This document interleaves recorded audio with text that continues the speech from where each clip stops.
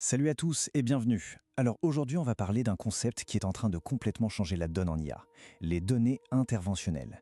C'est vraiment la clé, vous savez, pour faire passer l'intelligence artificielle de, un simple outil qui reconnaît des motifs, à une technologie qui comprend vraiment les liens de cause à effet. En gros, comment le monde fonctionne, tout simplement. Alors, au programme aujourd'hui, on va se la jouer un peu détective. On va commencer par le grand classique, le mystère de la corrélation. Ensuite, on va introduire notre outil d'enquête principal, l'intervention. Puis on verra cet outil en pleine action et on terminera en explorant les énigmes qui restent encore à résoudre. Allez, c'est parti, on plonge. Ok, première étape, les limites de l'observation. Pour bien comprendre pourquoi les données interventionnelles sont si importantes, il faut d'abord voir ce qui cloche avec l'approche habituelle, c'est-à-dire l'observation passive.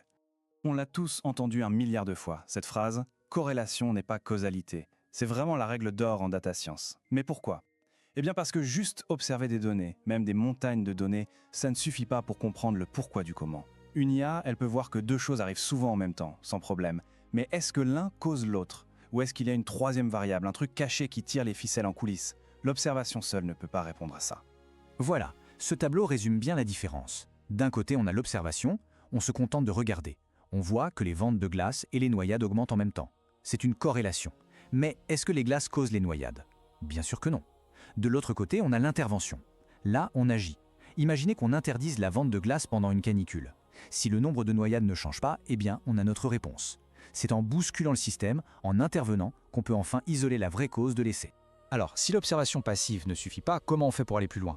C'est là que ça devient super intéressant. On passe à l'intervention, au fait de se demander « et si ?» C'est vraiment ça, la révolution des données interventionnelles. Alors, c'est quoi exactement une donnée interventionnelle ? C'est tout simple en fait. Plutôt que de juste ramasser les données qui tombent, on va délibérément modifier le système. On va le pousser un peu. On change d'une variable et on regarde attentivement ce qui se passe ailleurs. C'est ni plus ni moins que de la méthode scientifique expérimentale, mais appliquée au machine learning. Chaque expérience qu'on mène répond à cette fameuse question « et si je changeais ça, quel serait l'impact ?» Ce schéma est super pour comprendre une nuance importante. Imaginez que chaque cercle est une variable. Le graphe de gauche, c'est le système au repos, on ne fait que l'observer. Au milieu, on a ce qu'on appelle une intervention imparfaite. On influence le nœud 2, mais il est toujours connecté à ses causes. Et à droite, on a le Graal, l'intervention parfaite. Là, on coupe carrément les ponts entre le nœud 2 et ses parents. On l'isole complètement pour observer son effet pur, sans aucune autre influence sur le nœud 4. C'est beaucoup plus propre.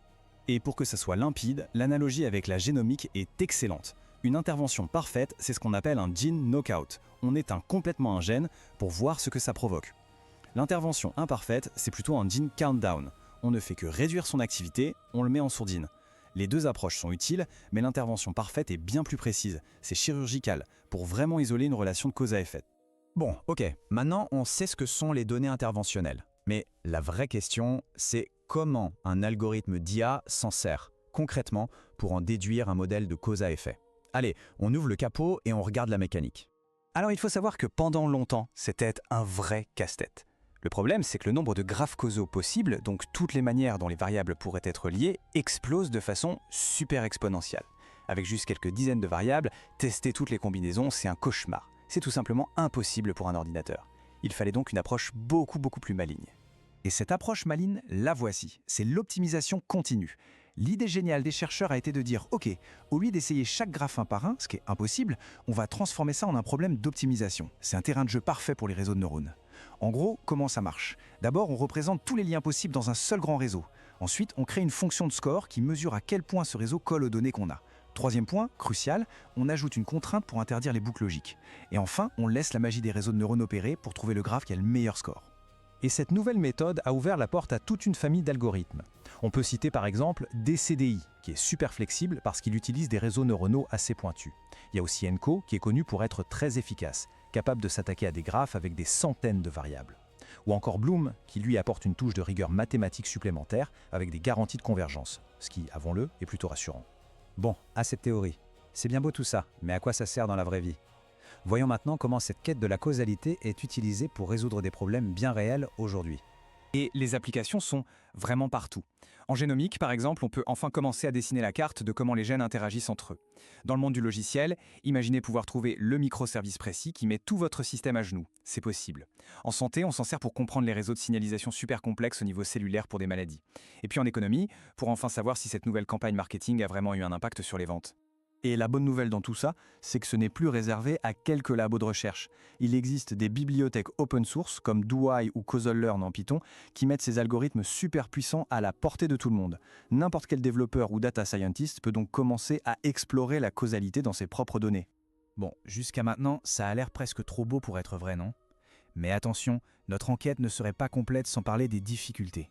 Parce que le monde réel, eh bien, il est chaotique, et parfois les indices les plus cruciaux sont tout simplement invisibles. Et ça, c'est vraiment la grande question. Qu'est-ce qui se passe quand une variable essentielle est cachée, quand on n'observe pas tout? C'est le fameux problème des facteurs de confusion latents. On pourrait les voir comme des coupables invisibles, capables de saboter toute notre analyse causale. Regardez ce schéma, c'est très parlant. Le nœud 0, celui qui est en grisé, c'est notre variable cachée. On ne la voit pas. Mais ce nœud influence à la fois le nœud 3 et le nœud 4. Du coup, un algorithme qui n'observe que les nœuds 3 et 4 va voir une corrélation très forte entre eux et pourrait conclure, à tort, que 3 cause 4. C'est une pure illusion, un mirage statistique créé par ce facteur caché. C'est un des défis les plus redoutables de l'inférence causale. Donc il faut bien être conscient de ça. Ces modèles, aussi puissants soient-ils, reposent sur des hypothèses assez fortes. C'est un peu les petites lignes du contrat. La plupart du temps, ils supposent la suffisance causale, c'est-à-dire qu'il n'y a pas de facteur de confusion caché. Il suppose aussi qu'il n'y a pas de boucle de rétroaction, que les données sont bien propres.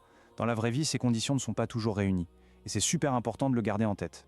Voilà, on arrive à la fin de notre exploration. C'est le moment de rassembler les pièces du puzzle et de regarder ce que l'avenir nous réserve dans ce domaine qui est, franchement, passionnant. Alors, si on devait retenir quelques points clés, ce serait cela. Premièrement, les données observationnelles, ça nous montre ce qui se passe. Les données interventionnelles, elles, nous aident à comprendre pourquoi. Deuxièmement, l'IA moderne a trouvé une astuce géniale, transformer cette quête de la cause en un problème d'optimisation. Et enfin, le plus gros défi pour demain, c'est de réussir à démasquer ces fameux facteurs de confusion cachés. Et la recherche ne s'arrête absolument pas là, bien au contraire, les prochaines étapes sont hyper ambitieuses.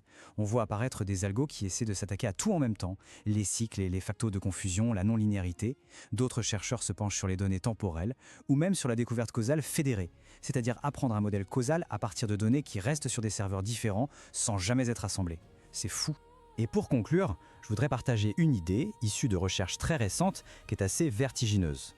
Certains pensent que même un modèle purement prédictif, comme un grand modèle de langage, pourrait finir par découvrir la structure causale du monde, juste en essayant de deviner la suite. Comment ? Tout simplement parce que les données sur lesquelles ils s'entraînent sont remplies d'informations causales qui reflètent les interventions que nous, les humains, faisons tous les jours. Et ça nous laisse avec une question assez folle, non ? À mesure que l'IA observe de plus en plus nos propres interventions dans le monde, est-ce qu'elle pourrait apprendre les règles de cause à effet simplement en prédisant ce qu'on va faire après ? En somme, est-ce qu'en nous observant, l'IA pourrait finir par comprendre le monde mieux que nous ne le comprenons nous-mêmes? C'est une question ouverte qui pourrait bien redéfinir le futur. Merci beaucoup d'avoir suivi et à bientôt.